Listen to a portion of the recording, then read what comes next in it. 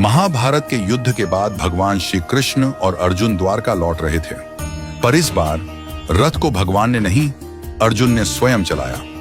द्वारका पहुंचते पहुंचते अर्जुन अत्यंत थक चुके थे। अर्जुन अतिथि गृह में चले गए और गहरी निद्रा में लीन हो गए। शाम का समय हुआ, रसोई में सुगंधित व्यंजन परोसे जा चुके थे। रुक्मिणी जी ने प्रेम पूर्वक भगवान को भोजन परोसना प्रारंभ किया और कहा, प्रभु भोजन आरंभ कीजिए।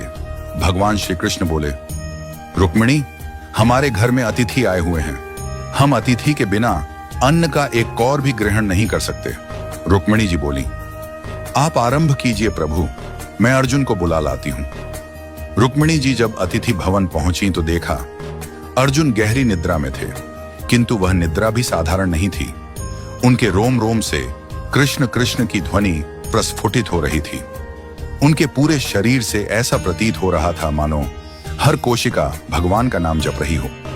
रुक्मिणी जी उन्हें जगाना भूल गईं। उनके नेत्र नम हो गए। वह वहीं खड़ी हो गईं और मंद मंद स्वर में ताली बजाने लगी, जैसे किसी हरि कथा में प्रेम से भीगी भक्तिन हो।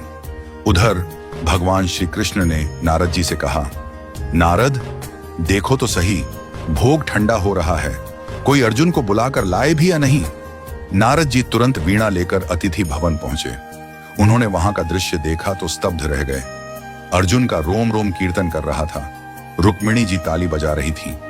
नारद जी को दिव्य प्रेम का साक्षात्कार हुआ। वे भी अर्जुन को जगाना भूल गए और वहीं बैठकर अपनी वीणा पर गोविंद गोविंद का मधुर कीर्तन करने लगे। अब उधर सत्यभामा जी ने प्रभु से कहा, प्रभु भोग ठंडा हो रहा है, आप तो भोजन प्रारंभ करिए।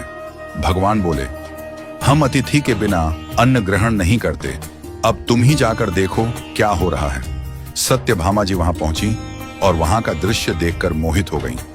एक ओर अर्जुन का निष्कलंक भक्ति रस, दूसरी ओर रुक्मिणी जी की तालियां, तीसरी ओर नारद की वीणा, तो सत्यभामा जी भी नृत्य करने लगी।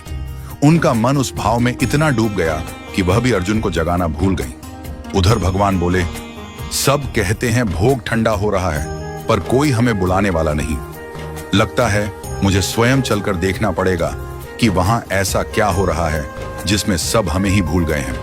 भगवान श्री कृष्ण वहां पहुंचे और जो दृश्य देखा वह अद्भुत था। भगवान के नेत्र सजल हो गए, प्रेम के अश्रु उनके नेत्रों से बहने लगे।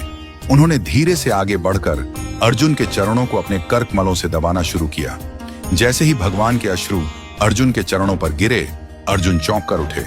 वो बोले, प्रभु यह आप क्या कर रहे हैं? आप मेरे चरण दबा रहे हैं। भगवान ने मुस्कुराकर कहा, अर्जुन तुमने मुझे अपने रोम रोम में बसा लिया है, तुम्हारा हर कण मेरा नाम जपता है। जो मुझे इतना प्रेम करता है वह मेरे लिए सबसे प्रिय होता है। जो भक्ति न दिखावे की हो न प्रयत्न की, जो भक्ति स्वाभाविक हो, जो भक्ति सांसों में बसी हो, जो प्रेम निराकार न होकर सजीव हो, वही प्रेम प्रभु को बांधता है।